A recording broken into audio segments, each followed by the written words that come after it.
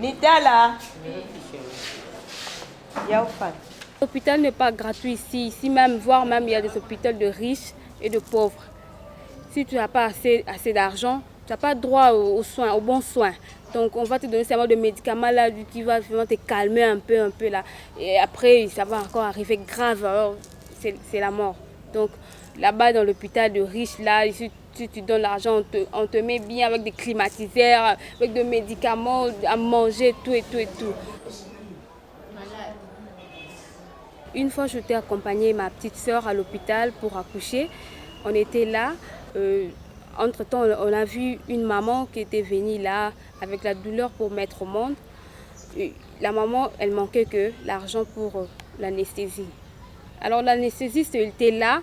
Lui, il attendait que son argent pour mettre l'anesthésie et le docteur vienne opérer la maman qu'il fallait qu'il mette au monde avec le césarienne. Et la maman n'avait rien comme argent pour donner à l'anesthésiste. Et l'anesthésiste lui a donné le dos, il est parti parce que la maman n'avait pas l'argent. La maman restait là en train de pleurer, elle pleure jusqu'à ce que la maman est morte.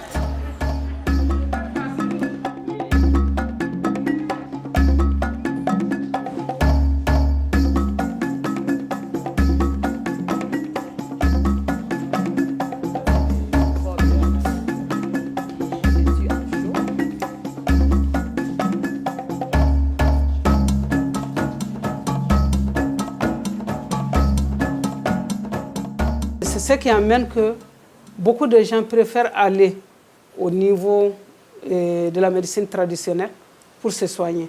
Et hier seulement, on m'a annoncé que quelqu'un qui faisait du palu, il se soignait avec du soufre, avec d'autres plantes médicinales, parce qu'il n'avait pas les moyens pour aller se soigner. Sa famille est un peu loin, il est venu ici pour chercher de l'argent, il n'a pas eu et il est mort comme ça.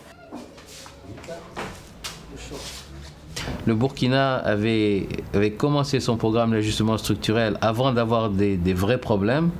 Et je me souviens de conversations que j'avais eues avec le ministre des Finances du Burkina à l'époque, Madame Bintou Sanogo, qui disait « Moi, je veux rentrer à l'hôpital sur mes deux pieds. Je ne veux pas attendre d'être sur une civière parce qu'à ce moment-là, je ne pourrais pas me défendre. » Et très souvent, ce qui s'est passé dans les programmes d'ajustement structurel, c'est que les pays sont arrivés à ces programmes au moment où ils étaient exsangues. Ils n'avaient absolument aucune marge de manœuvre. Et donc, il a fallu faire un petit peu une intervention assez radicale. Et je dis souvent, les programmes d'ajustement structurel ont commencé quand la maison était en feu. On a fait venir les pompiers, et les pompiers, quand ils arrêtent un feu, ils font beaucoup de dégâts. L'audit, c'est pour ce qui était passé. Oui. Mais pour ce qu'on emprunte aujourd'hui, quelle est la solution? Et je crois qu'aujourd'hui, si le Congo s'affirme par sa souveraineté, je crois qu'on peut avoir beaucoup d'argent pour construire notre pays. On n'a pas besoin des emprunts. Hein. On n'a pas trop besoin des emprunts. Ouais, nous sommes peut-être le 4e pays producteur du pétrole en Afrique. Le 4e. Si on prend ça avec l'argent du bois et avec les impôts que paient les entreprises qui sont installées ici, avec les impôts que paient les citoyens sur l'argent, on peut trouver de l'argent pour gérer notre économie. Hein. C'est ça le problème. Je pense qu'il y a plusieurs mesures importantes à prendre. Il y a d'abord une mesure de protection des pays débiteurs. Il faut que les pays pauvres, quand ils ne peuvent pas rembourser davantage, parce que ça met en péril leurs dépenses sociales, il y ait un tribunal international de la dette qui mette un frein au remboursement. La deuxième chose, c'est qu'il faut responsabiliser les prêteurs. Le prêteur qui accorde un financement à un régime dont il sait pertinemment qu'il va l'utiliser soit pour acheter des armes, soit pour sa famille, eh bien le prêteur doit être tenu responsable. Il faut des règles du jeu. La troisième chose, c'est la transparence.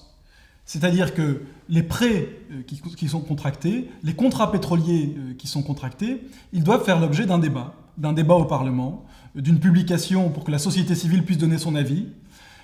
Et là-dedans, nous pensons que les pays occidentaux ont une responsabilité importante, parce qu'il faut la transparence là-bas, mais il faut aussi exiger la transparence de nos propres entreprises.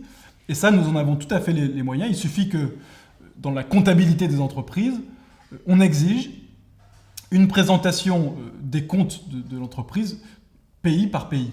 Leur développement économique a stagné aussi en raison d'absence de contre-pouvoir. C'est-à-dire un président qui décide d'abord comment ça se passe. Il décide d'abord de devenir président en vie. C'est-à-dire on modifie la Constitution et vous trouvez en France des avocats pour les conseiller.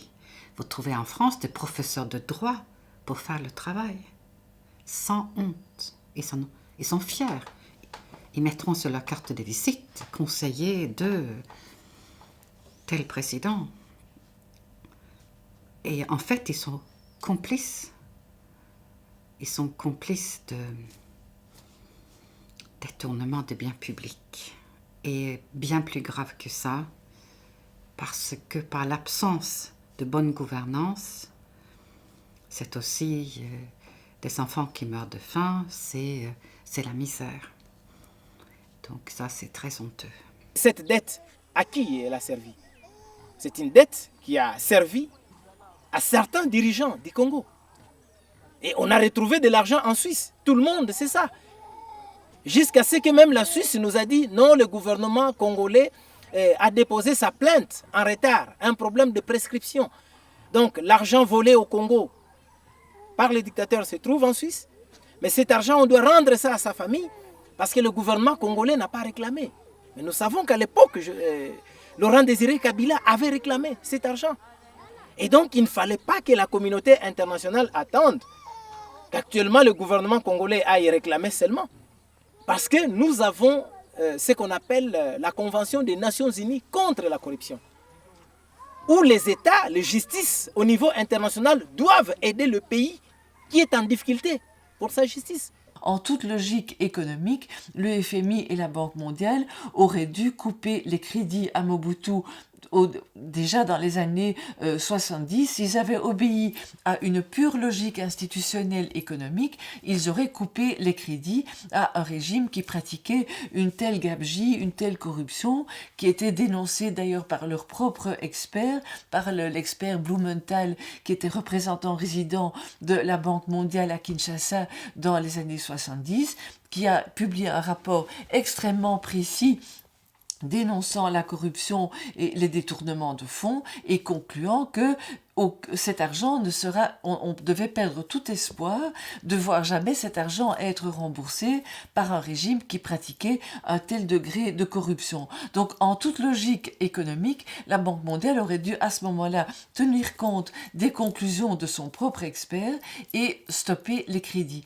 Le FMI n'obéissait pas à une logique économique, il obéissait à une logique politique du temps de la guerre froide, qui était qu'il fallait soutenir Mobutu, et les crédits ont continué jusque les années 90, donc la fin de la guerre froide. Le fait de continuer à alimenter le Congo de Mobutu, alors que sa folie de grandeur était connue et visible, était irresponsable, je crois qu'on peut le dire haut et fort.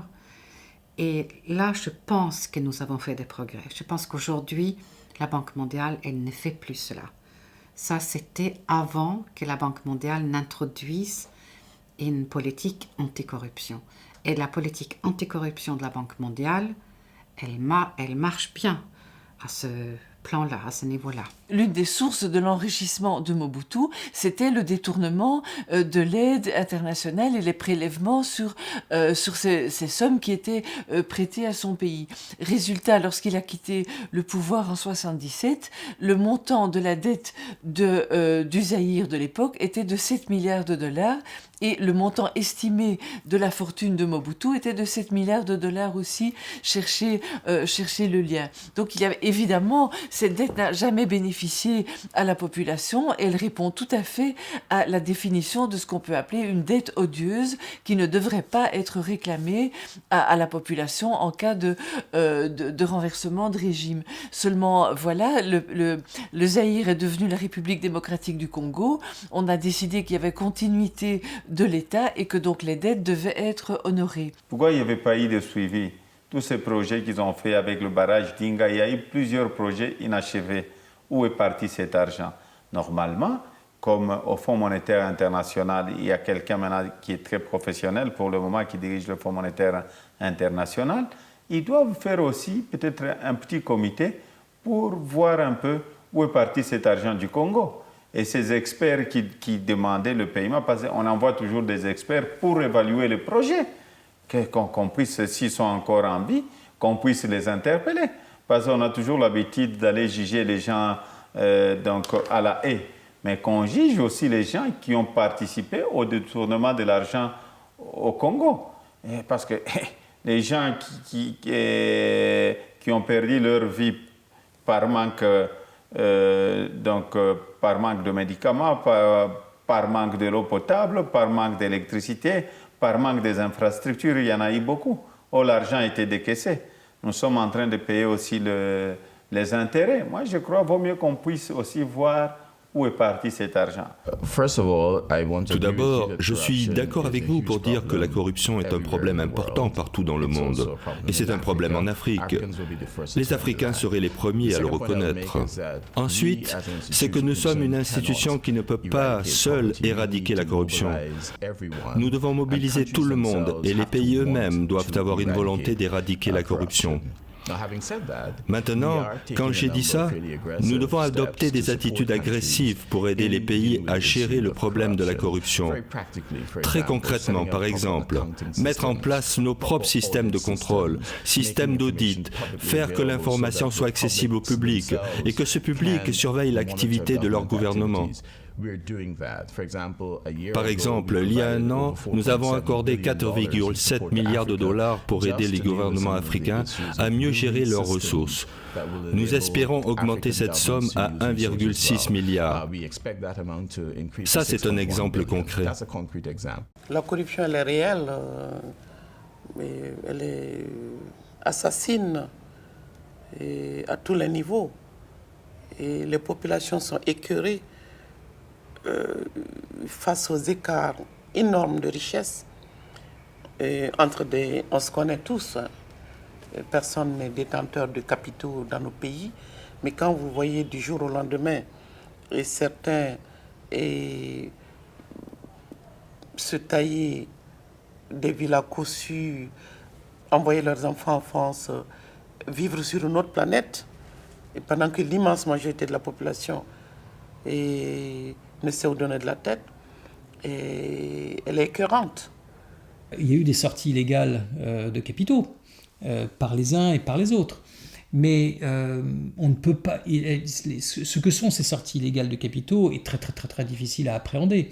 Parce que c'est bien mal acquis. Il y a certes des fortunes très spectaculaires de quelques chefs d'État ou quelques personnages en vue, mais il y a aussi les comportements de millions d'Africains, j'allais dire, vous et moi.